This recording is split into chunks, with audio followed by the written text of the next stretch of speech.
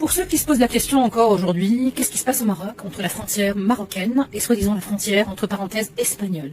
Sachez que le continent européen est délimité par des traits bien précis sur la carte. Sauf que là, Ceuta et Melilla, ce sont des villes marocaines colonisées à ce jour, 2026, par l'Espagne. Donc il faut peut-être arrêter de se mentir, de se cacher la face. Savez-vous pourquoi ces deux villes ne font pas partie de l'Union européenne? Parce que tout simplement, elles se trouvent sur le continent africain. Et ce sont des villes historiquement, qu'on le veuille pas, marocaines, comme le Sahara occidental et comme le Sahara oriental. Sachant que quand il y a eu la colonisation espagnole et par la suite la colonisation française sur le continent africain, surtout le nord, et ils sont venus décapiter le Maroc de ses pieds et de sa tête et de ses bras, et ben nous, la génération actuelle et les générations futures, n'accepteront plus jamais ça. On l'accepte pas, on l'a jamais accepté et on l'acceptera pas. Donc à un moment donné, je pense qu'il va falloir récupérer nos villes. Donc ce territoire, ces deux villes sont des villes marocaines. Elles sont sur le continent africain et ce sont des villes marocaines exactement comme les îles qui ont été volées par l'Espagne et colonisées aussi pareil par l'Espagne. Voilà. Et pour ces énergumènes qui sont en train de dire, d'écrire des articles, etc., qui sautaient sur l'occasion de dire oui, le Maroc est ici, le Maroc est là, oui, on n'est pas parfait. On a encore du chemin à faire.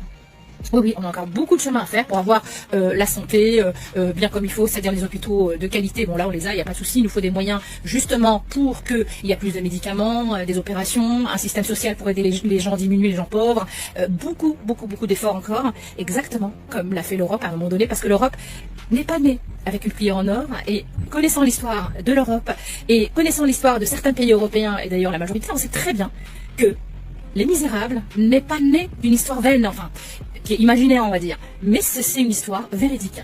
Et oui, les Européens vivaient dans la misère. Et ben, ils ont colonisé d'autres pays pour prendre leurs richesses. Et ben maintenant, nous, on profitera de nos richesses. Et on va pouvoir promouvoir nos pays. Que ce soit simplement parce que notre richesse nous revient. Et on va en profiter au maximum. Et l'histoire de la colonisation, on apprend des leçons. Mais à un moment donné, il faut arrêter. Ceuta et Melilla, ce sont des villes marocaines.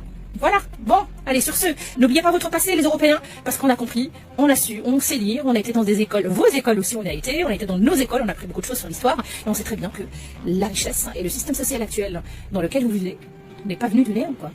Voilà, donc nous aussi, il nous faut du chemin pour que cette jeunesse, qui mérite de vivre une vie décente et heureuse et épanouie, et aussi protéger une protection sociale et autres, ben voilà, il nous faut du chemin et on va y arriver. Voilà, main dans la main, bien sûr. Et comme dans tous les pays, malheureusement, comme ça, on a des gens, malheureusement, des traîtres, qui font que il y a des choses qui ne sont pas appliquées.